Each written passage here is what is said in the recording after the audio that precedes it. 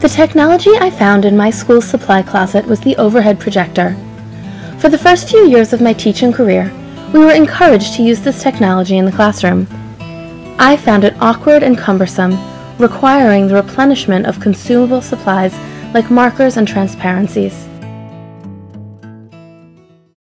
In recent years, the overhead projectors have been put aside in favor of smartboards. The smartboard is an interactive whiteboard that is used alongside a computer and an Elmo, or document camera. This setup requires no special consumable supplies.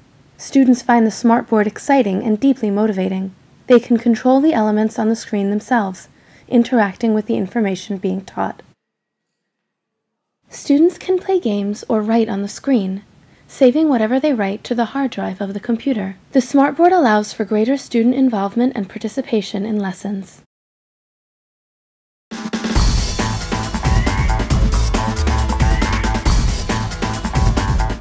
Tetrads are a visual expression of McLuhan's 4 laws of media. Each quadrant depicts a law. An emerging technology must do something new, drive an older technology into obsolescence, rekindle an idea from the past, and set the stage for its own replacement by a future technology.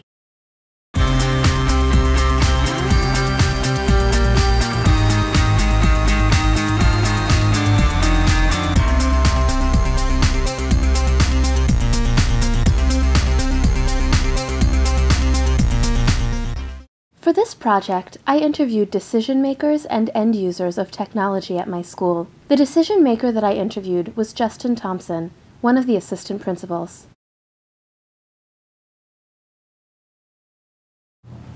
I definitely think that the overhead projector was a good way for the whole class to see the teacher's work.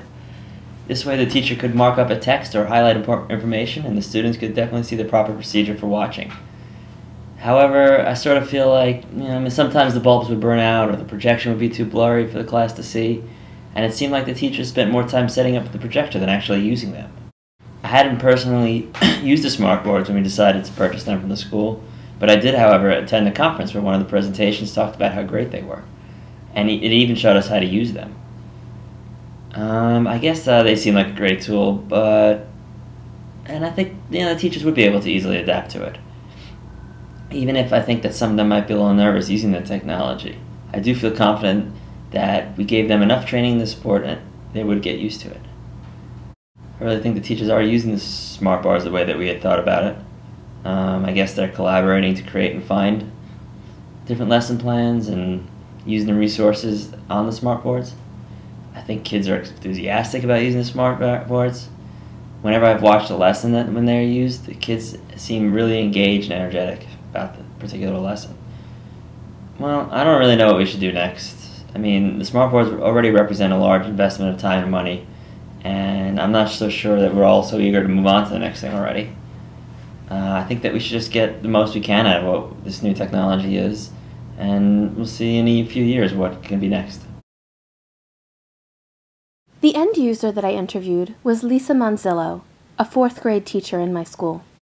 I'd only used the overhead projector for a few years before they started introducing the smart boards. I did use the projector for some of my lessons, especially in math, but I honestly never really found them user-friendly.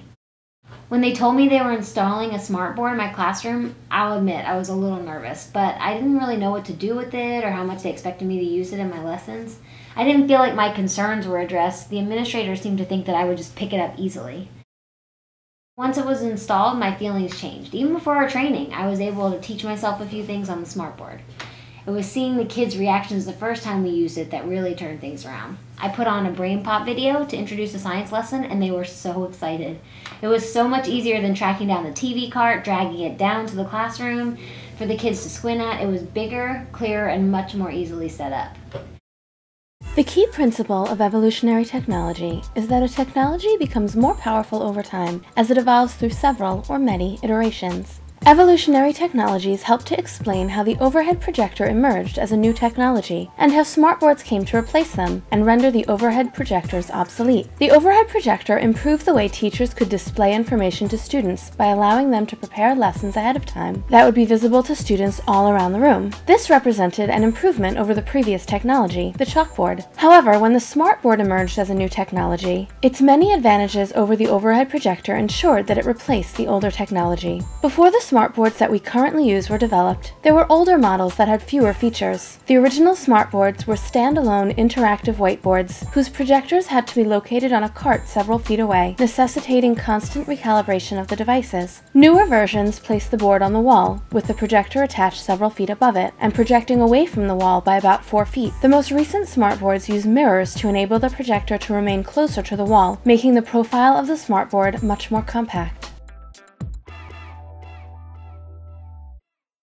The evolutionary force Rhymes of History refers to the idea that a new technology sometimes rekindles an idea from the past.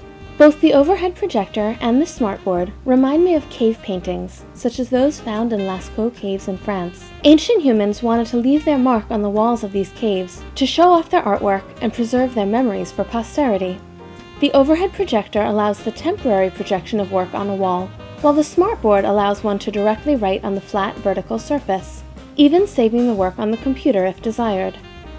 The emergence of both of these technologies may be attributable to the human desire to display their work in this manner.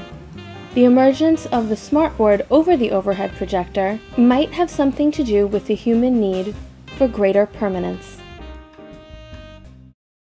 Disruptive technologies come from nowhere, seemingly, and displace a technology that seemed to be on its way to widespread adoption. This force did not really apply to the emergence of the overhead projector. However, many schools were on their way to incorporating more televisions and DVD players into their classrooms when the smartboard made this technology irrelevant. Of course, televisions and DVD players are still commonly found in other places, but their emergence in classrooms has been effectively stifled in many places thanks to smartboards.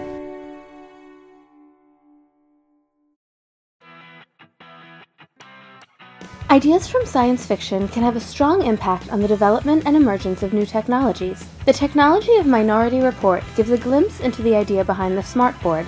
Obviously, the smartboard technology is far from the fictional technology depicted in the movie, but you can see the similarity in the touch interface and the idea of information on a large interactive display instead of a traditional computer screen. Increasing returns and Red Queens.